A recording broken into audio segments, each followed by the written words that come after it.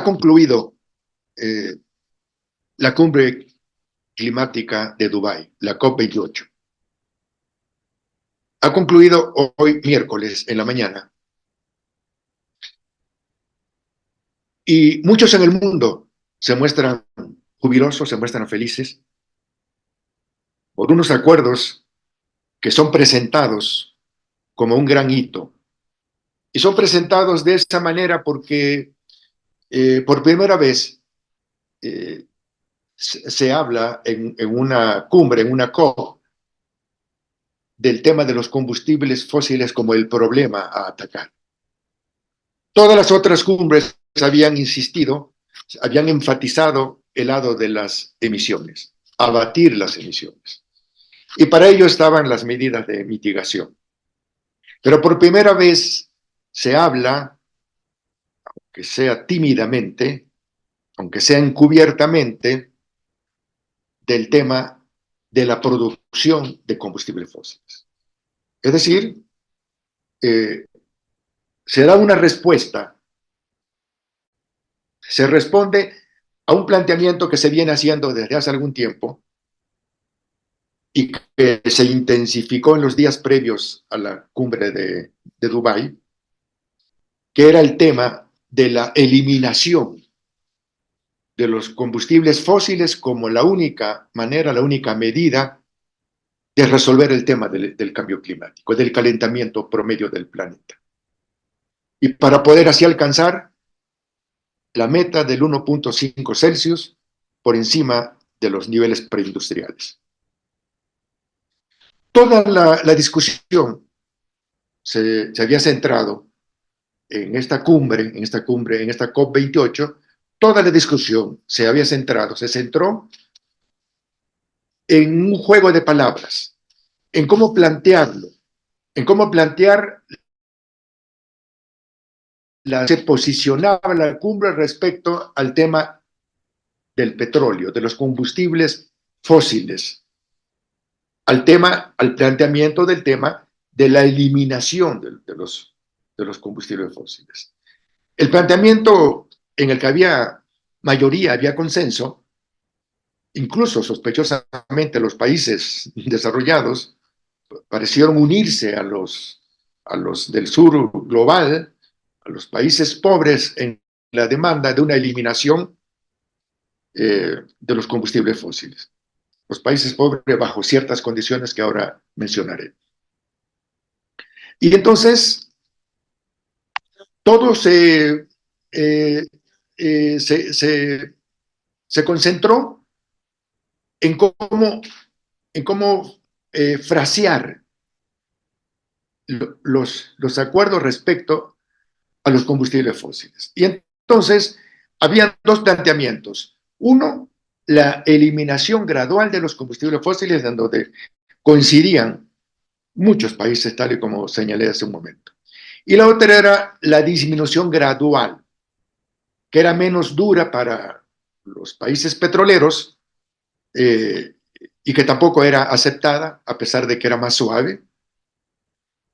Y toda la discusión en Dubái, o gran parte de la discusión, giró alrededor de cuál frase utilizar, cuál estrategia proponer, eliminación gradual o disminución gradual. Ninguna de las dos fue aceptada. Y al final de cuentas, el acuerdo de la COP28 en Dubái consistió en una frase neutra, en una estrategia neutra, en un planteamiento anodino, que consiste en lo que llamaron una transición energética alejándose de los combustibles fósiles. Con lo cual se deja un amplio margen de ambigüedad, se dejan tremendas lagunas, como le llaman, en donde los países pueden proponer lo que sea, en donde no hay plazos, en donde dentro del espíritu, además, que hay que recordar que esta cumbre tiene que ver con el acuerdo de París del 2015, y recordemos que el Acuerdo de París no es obligatorio, es voluntario. Son las naciones las que determinan cómo quieren contribuir, en qué medida, en qué grado. No es obligatorio. Todo lo que se acuerde también aquí en Dubái, lo que se acordó, no es obligatorio. Depende de cada nación. Eso es un elemento que hay que tener en cuenta para valorar el significado de este acuerdo, que en términos generales es un acuerdo condescendiente con la industria petrolera, con los combustibles fósiles.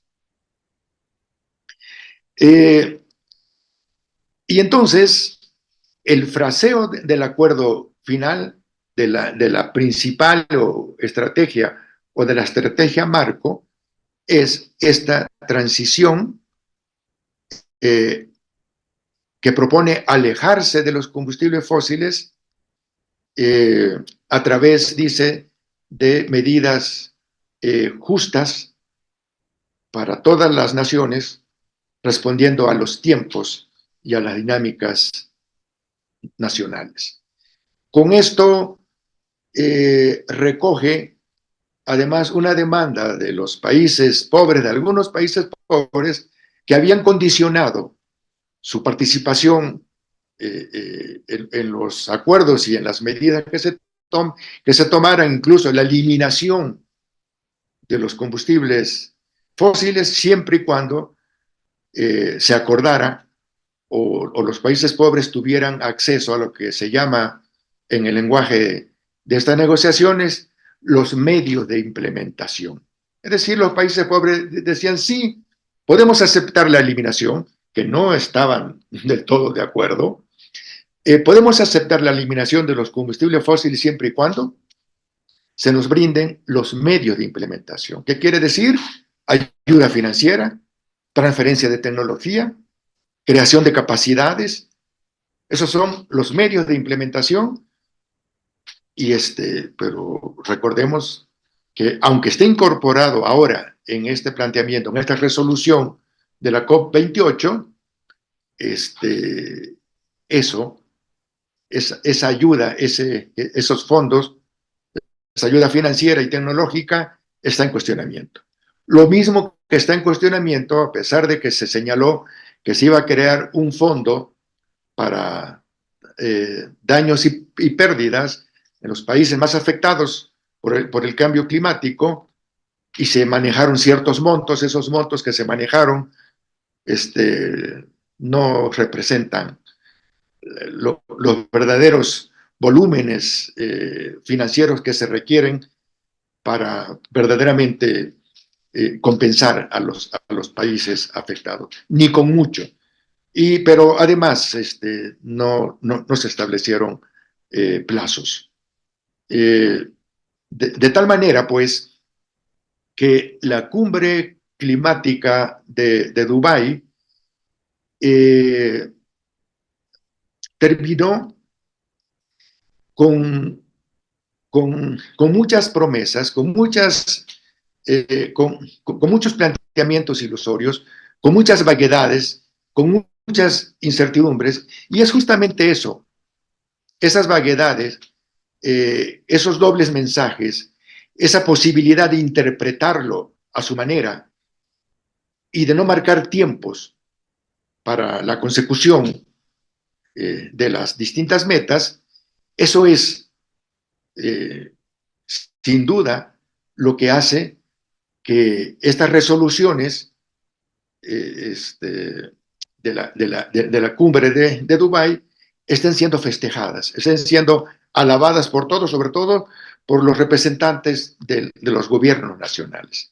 Estados Unidos, John Kerry está feliz, la Unión Europea, muchos de las grandes potencias y de los grandes contribuyentes al cambio climático y a las emisiones están felices. China, India deben estar felices, Rusia debe estar feliz, porque finalmente la industria petrolera fue salvada, fue rescatada. Y también seguramente opera en este ánimo de júbilo, en esto que se llama un hito en las negociaciones, en las cumbres climáticas, seguramente cuenta mucho un deseo secreto y a veces un deseo a voces de querer ser positivos, de querer desentenderse de tantos problemas que aquejan al mundo. Estas últimas noticias del año 2023 como el más caliente en la historia desde que se tiene registro, este, eh, eh, esta guerra de Ucrania y Rusia, esta masacre inmisericordia que ocurre en Hamas, el estado de pobreza, la llegada al poder de gobiernos de ultraderecha, todos crean un clima emocional que, que, que, que hace o que anima a la gente, que hace sentir que ya no quieren más problemas, que ya no quieren oír más catástrofes, más dificultades.